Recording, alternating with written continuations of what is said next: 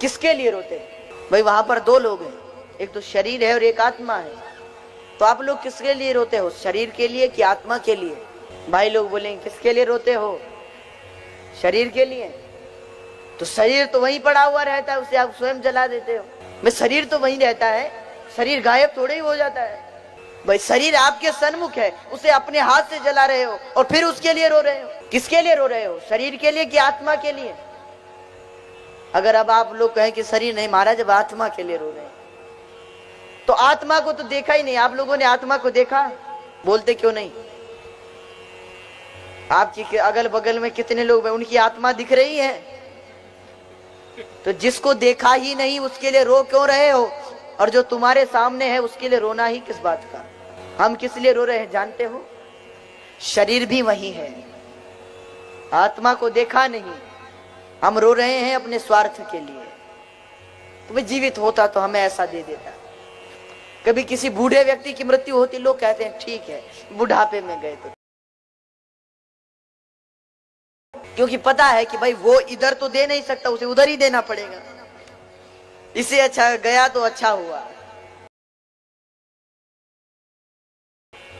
कोई जवान हो उसकी मृत्यु हो जाए, उसके लिए सब रोए। क्यों? क्योंकि पता है कि हमें दे सकता था, हमारी मदद करेगा, उसके लिए सब रोते हैं।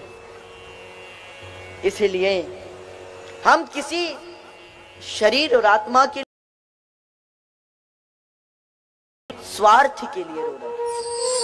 सुखदेव ने परीक्षित को समझाया, राजा चेतन अमल सहज सुख राशि है तू, अपने को सामान्य मत समझ, तू बहुत आगे है। सुखदेव जी ने परीक्षित को समझाते हुए कहा,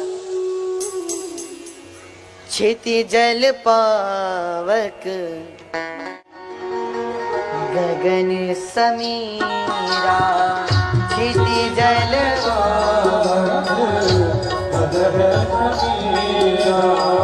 क्षिति जल पावक गगन समीरा, क्षिति जल पावक गगन समीरा, पंच रचित यह अधम शरीरा, पंच रचित यह अधम शरीरा, पंच रचित यह अधम शरीरा, पंच रचित यह अधम शरीरा, क्षिति जल पावक गगन समीरा।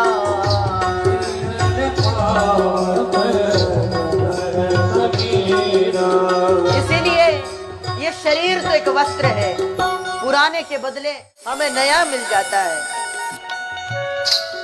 इसीलिए इसके लिए रोना किस बात का? गया। अगर आप एक चीज बताओ, हमने कल भी कहा था, आपका पुराना वस्त्र, पुराना कपड़ा था, कोई व्यक्ति उधर से आ रहा था, मुझसे उस कपड़े में कुछ ऐसा गिर गया जो दाग नहीं जा रहा, खराब हो गया कपड़ा, या किसी से तुम्हारी शर्ट खो गई और उसने कहा कोई बात नहीं हम नई दिला देंगे, और पुरानी के बदले तुम्हें नई दे दी, तो दुख होगा कि सुख होगा? बोलते क्यों नहीं? पुरानी के बदली कोई नई मिल जाए तो प्रसन्नता आ जाती है। उसको कहें भैया दूसरी भी अगर है उसे भी फाड़ दे, पर नई दे दे हमें नई वस्तु अच्छी लगती है। तो रोना किस बात का? भगवान इस पुराने कपड़े के बदले में नए कपड़े हमें देते हैं। किसी कपड़े में तो इतना प्यार हो जाता है, इतना अनुराग हो जाता है, वो फट भी रहा है तो भी अच्छा लगता है।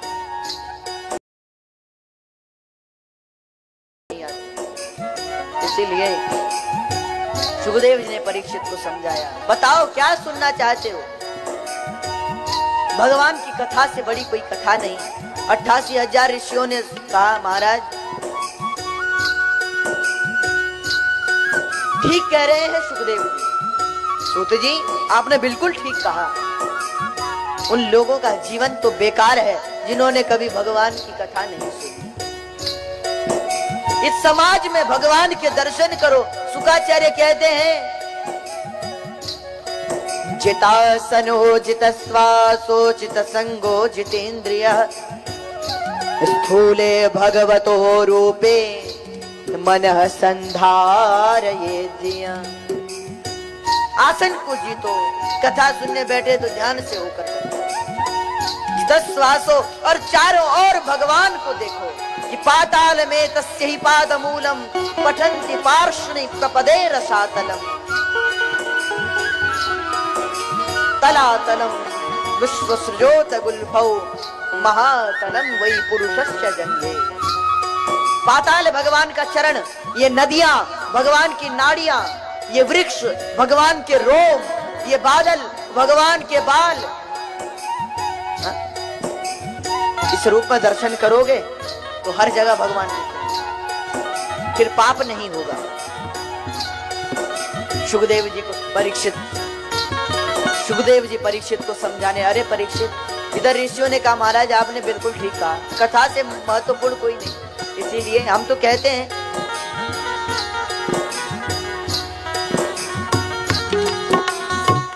जिनी हरि कथा सुनहि नहीं काना, जिनी हरि कथा सुनहि नहीं काना, जिनी हरि कथा सुनहि नहीं काना,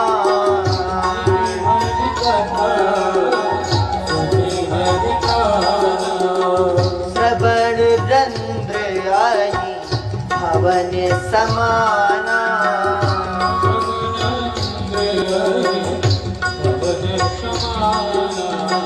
श्रवण रंध्र आई भवन समाना,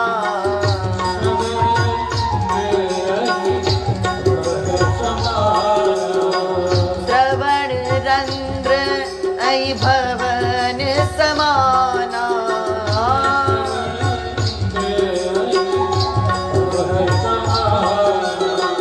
श्रवण रंध्र आई भवन समाना,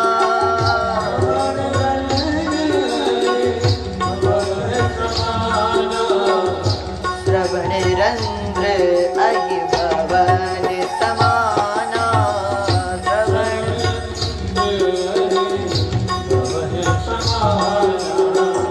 बिले बतोरु क्रम विक्रमानते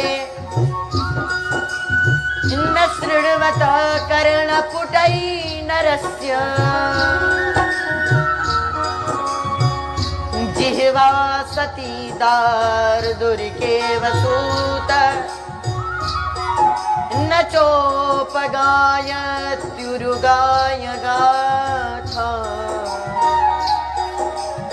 ऋषियों ने कहा महाराज, बिले बतोरुक्रम विक्रमानते न शृण्वतः कर्णपुटै नरस्य, जिह्वा सती दार्दुरिकेव सूतः न चोपगायत्युरुगाय गाथा। वो जीव बेकार है जिससे भगवान नाम संकीर्तन ना हो, वो कान बेकार है जिनसे भगवान की कथा न सुनी जाए। महाराज एक आशीर्वाद मांगते हैं भगवान से कि वाणी गुणानुकथने श्रवणौ कथायां हस्तौ च कर्म सुमनस्तव पादयोर्न स्मृत्यां शिरस्तव अनुपाद भुज प्रणामे दृष्टि सतां दर्शने सुभवतनुना। वाणी से गुणगान हो, कानों से श्रवण हो, हाथों से सेवा हो और मन चरणों में रमा रहे, ऐसी भगवान से प्रार्थना है। ऋषियों ने कहा उसकी भक्ति श्रेष्ठ है जो अकाम सर्व कामो व मोक्ष काम उदारधि प्रेण भक्ति योगेन यजेत पुरुषः परः। जिसके अंदर मांगने की लालसा नहीं, जो अकाम सर्व कामो वा मोक्ष काम उदारधि त्रिब्रेण भक्ति योगेन यजेतः पुरुषः परः। ऐसी भक्ति करो। उसके नयन बेकार हैं जिसने कभी संत दर्शन नहीं किया, इसलिए कहते हैं।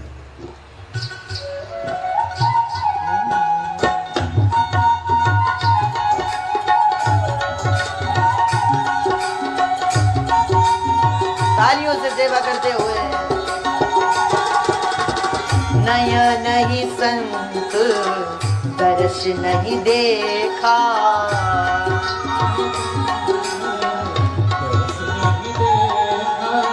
नयन नहीं संत दर्श नहीं देखा,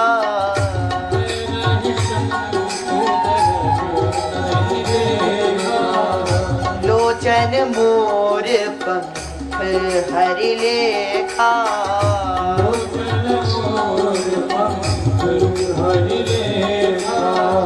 लोचन मोर पंख हरि लेखा, लोचन मोर पंख हरि लेखा, जिनि हरि कथा सुनहि नहीं काना, जिनि हरि कथा सुनहि नहीं काना, श्रवण रंध्र अहि भवन समाना,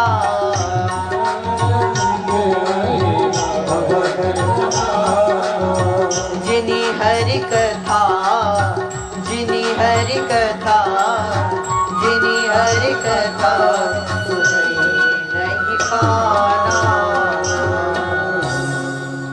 बोले बांके बिहारी लाल के।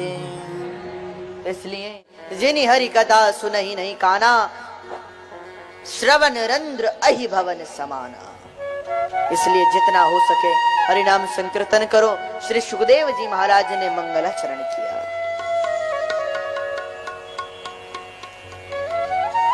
मंगलाचरण करते हैं सुखदेव जी।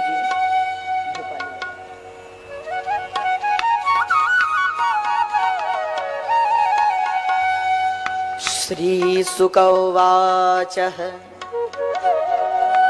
नमः परस्मै पुरुषाय भूयते सदुद्भवस्थान निरोधलीलया गृहीत शक्तिर्तृतयाय देहिना मन्तर्भवायानुपलक्ष्य वर्त्मने।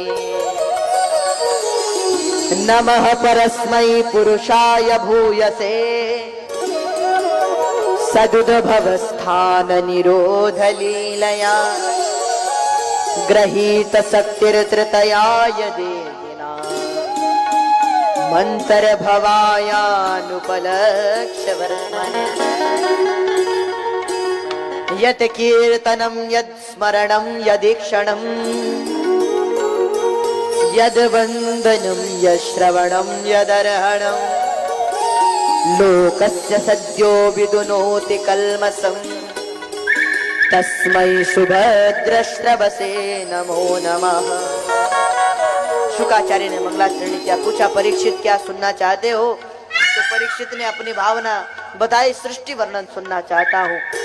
तब सुखदेव जी सुनाने लगे कि जो तुमने हमसे पूछा है वही प्रश्न एक बार नारद जी महाराज ने ब्रह्मा जी से पूछा था। ब्रह्मा जी ध्यान कर रहे थे।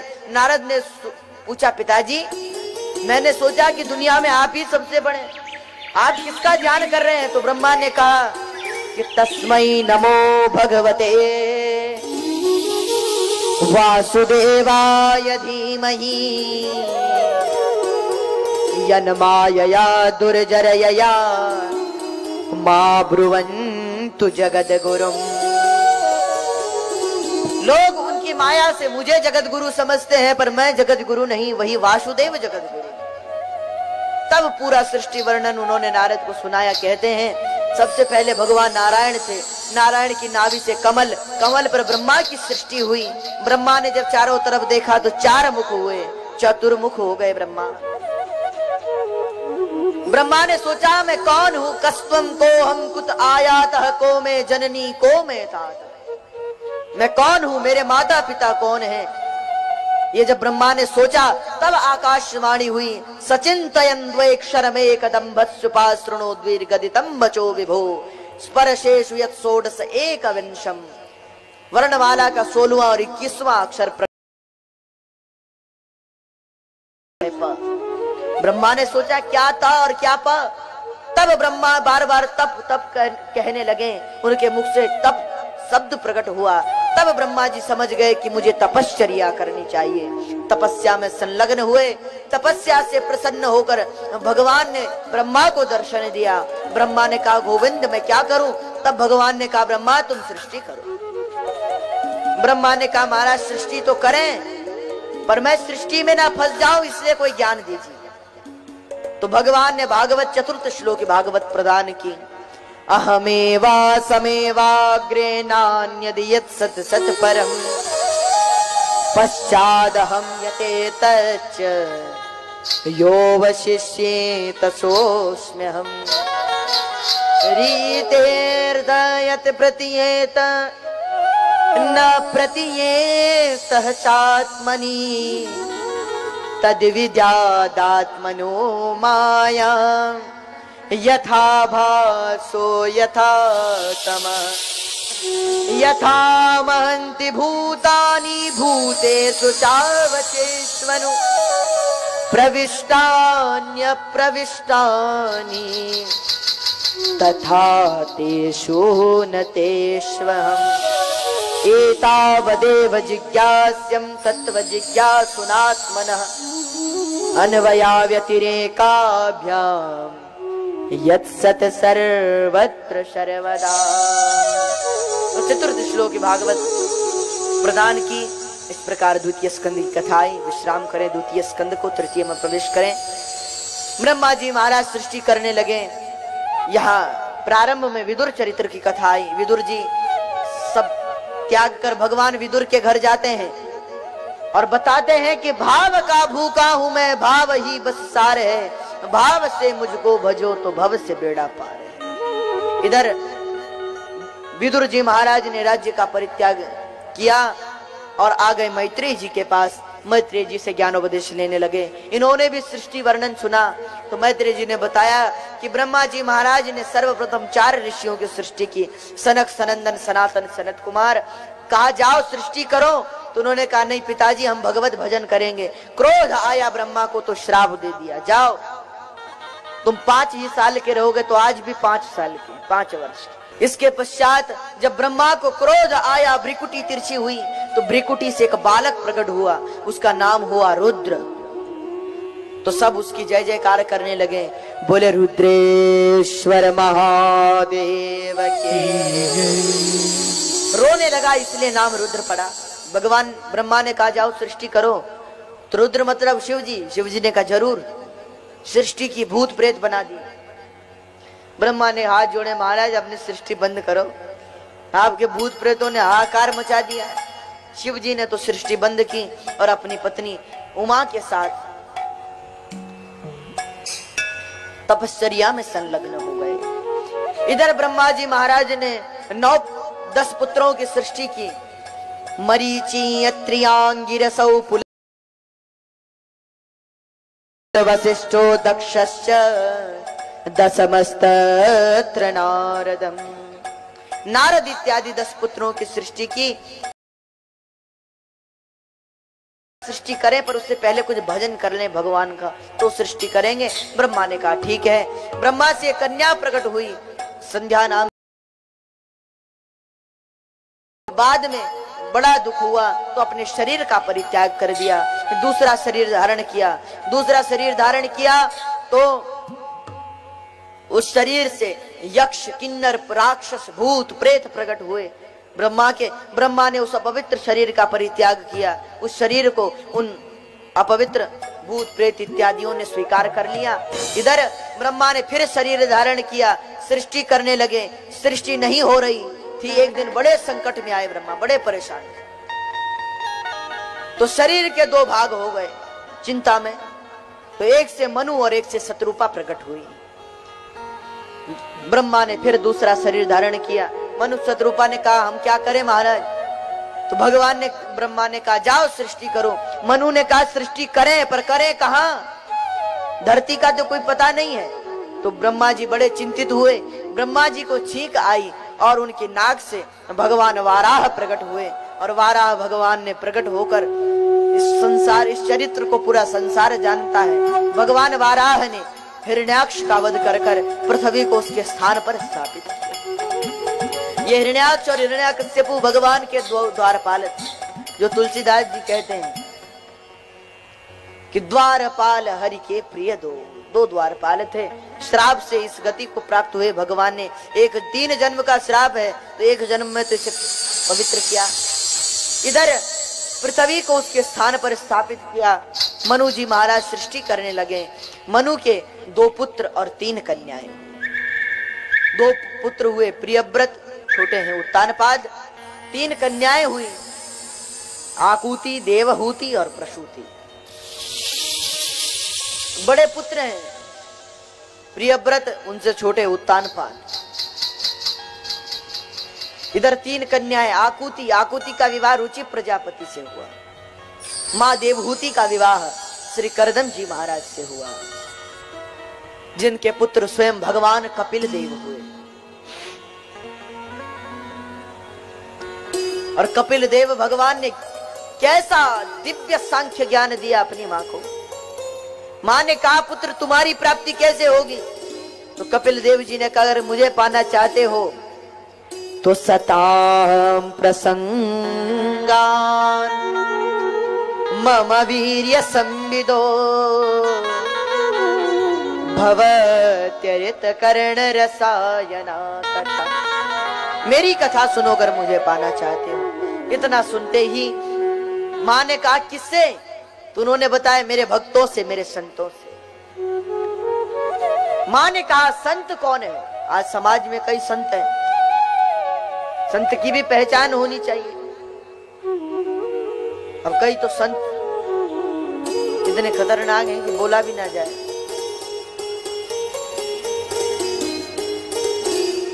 जैसे वो जीवन में कहते हैं ना, अगर जीवन में नारद जैसे महात्मा मिल गए, नारद जैसे संत मिल गए तो तुम्हें भगवान से मिला देंगे।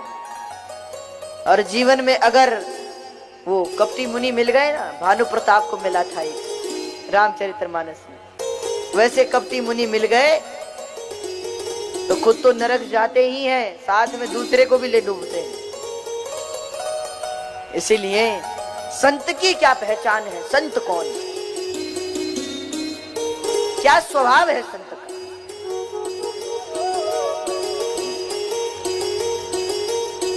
कपिल देव भगवान ने कहा मां अगर संत के बारे में जानना चाहती हो, संत वो है जो तितिक्षवः करुणिका सुहृद सर्वदेहिना